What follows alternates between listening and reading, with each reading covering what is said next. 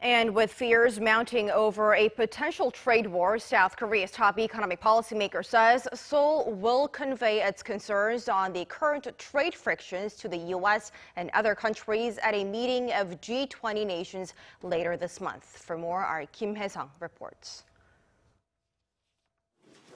The Korean government held an emergency meeting Monday to address the rise of protectionist measures coming out of Washington, including last week's announcement to take steps to impose a 25% tariff on steel imports.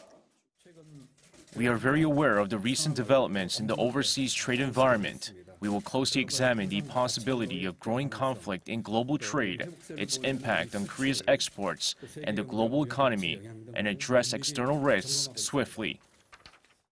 Korea is the #3 steel exporter to the U.S., and trade friction with Washington amid ongoing bilateral trade renegotiations poses a downside risk.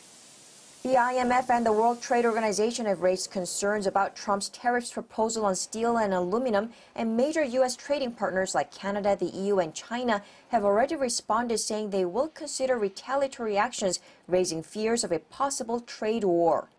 At the meeting involving ministers of foreign affairs, trade, energy and industry and others, Finance Minister Kim Dong-yeon emphasized the need for government agencies to work together and said Korea will talk to U.S. officials and business groups.